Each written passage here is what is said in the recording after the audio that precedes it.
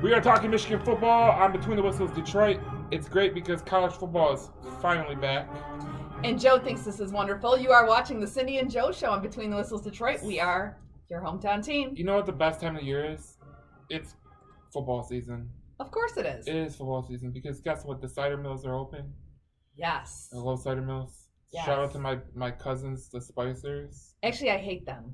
I hate cider mills. Shut up, Cindy. Let me tell you why. Okay. Because they have the killer melt in your mouth. I could eat a dozen easily donuts, Okay. and that's bad for me. That's a good thing. That's a good thing. That's so bad. You don't want bad donuts. Speaking of bad donuts, last year Michigan had bad donuts with their record. They were 2-4. This year they come into this year as 7.5. They're over under 7.5. I'm very, very worried about Michigan this year, and I'd say this is all due respect. Now the thing about Michigan is, not only are they bringing in a new defensive scheme, not only is Jim Harbaugh on the brink of collapsing, not only has Michigan fallen to Ohio State plenty of times in Harbaugh's tenure, well, they haven't won one, so that's different. But last year it was probably the worst that can happen to Michigan football.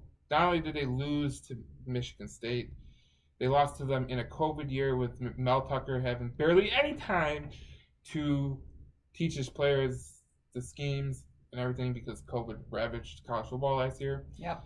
So Michigan comes into this year and they start off against Western Michigan, which is no slouch. And then they have to play Washington, which is a Pac-12 champion favorite in the Pac-12.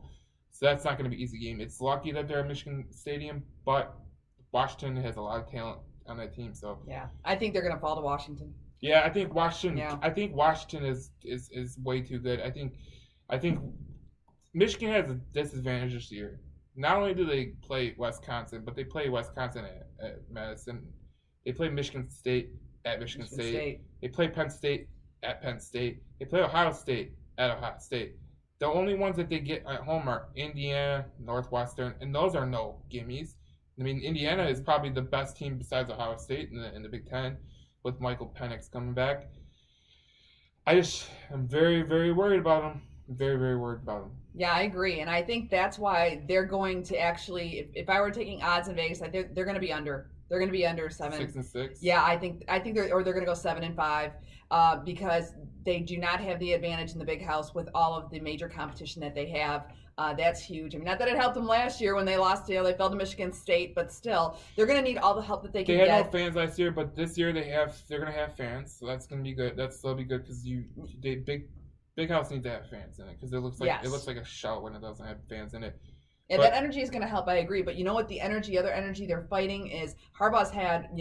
He had a rough year last year, and he's had one hell of a terrible offseason just in terms of things that have happened. He's getting blocked by the administration. He's got a lot of challenges there over at Michigan. There's people that are, doubting his ability to get this program back on track, and he's got a lot to prove. He's under a lot of strain and pressure, and that's never a good environment to make some of the changes he's making. And let's look at some of those changes.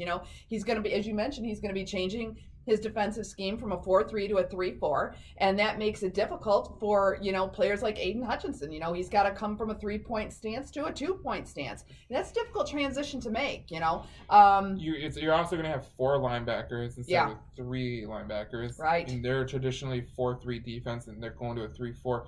It's never easy to change your defense from a 4-3 to a 3-4. That is probably one of the hardest defenses.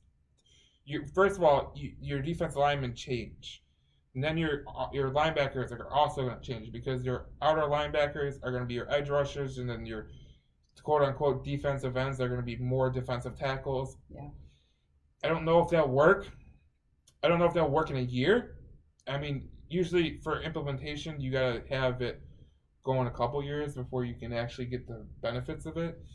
And you got to head into this portion of it. Not only are they going to have the new scheme, they're also coming into this year with problems in the secondary. Now, Brett Hawkins, you told me, Brett Hawkins and Daxton Hill were all Big Ten last year. but Yep. their corners are really not that great. They only had one interception last year as a group. And that's one more than me. Right.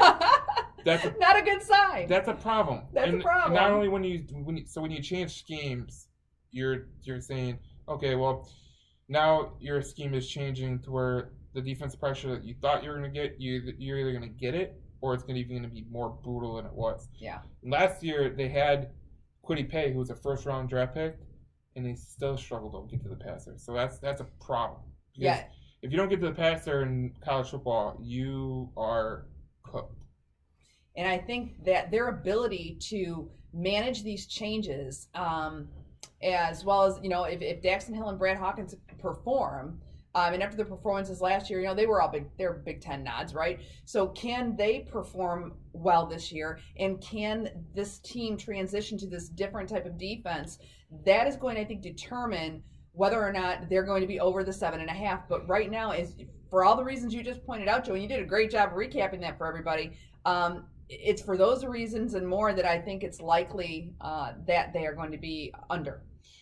Yeah, I kind of agree with that because the one thing I can't put my mind on is the Michigan quarterback situation. Cade McNamara, no matter what people think, he hasn't played enough to actually know what he's capable of. Mm-hmm. Their offensive line is pretty good, but Michigan has always had wide receivers to throw to. It's can that quarterback get the most out of those wide receivers? And what Jim Harbaugh has been yet to do at his time, in his time with Michigan, is he's never had a quarterback who could get the ball to those great wide receivers that they've had. I mean, Nico Collins, Donovan Peoples-Jones, right? All those guys, they never really got used like they should have. Like Nico Collins was. It's kind of sad because he went in the third round or fourth round of the NFL draft, and he should have been a first round pick, like easily. But he didn't have a quarterback to throw him the ball, and that's the sad part about Michigan is, when Michigan was good, they had a quarterback. Isn't it sad we have to say it that way, Joe? When Michigan was good. Yeah, because Michigan. But it's true. Michigan football is a brand that demands respect. Yes. It's like when you talk about the Red Wings, right? That's a logo that defines itself. Okay, when you wear the winged wheel, it's like history, tradition, and everything. Same for Michigan. Michigan is tradition, history, like the maize and blue, the winged helmets, like Michigan Stadium, like that's all big time stuff. So when you say Michigan used to have good quarterbacks, I mean, the last time Michigan had a decent quarterback, you want to know what grade I was in? I'm going to say 7th. 5th grade. Oh, geez, I was. And that was Chad Henne. And ever since then, they've struggled very, very badly to get quarterbacks. They've struggled very, very badly to get wins against Ohio State. I mean, they've only won twice against Ohio State since 2004. Mm-hmm. So it's sad because Michigan football should be better than they are. I don't care what any Michigan fan says. It's not acceptable for Michigan to be even at 7.5 range. Okay, they should be where Ohio State is or Penn State.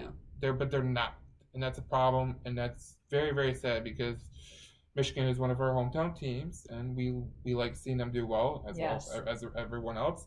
But they need to get better.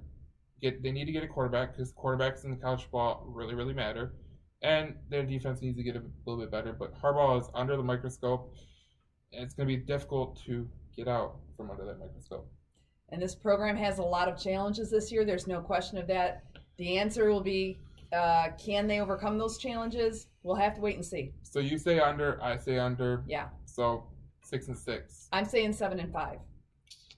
I think it'll be 7-5 too, but I think 6-6 is likely because I think Northwestern is going to be that game where they kind of. I'm going to flub one of those games. Yep. Yeah. We will see you in the next segment as we talk Michigan State and their just outed myself as a Sparty. in their season, and we will talk to you in the next segment. Yeah.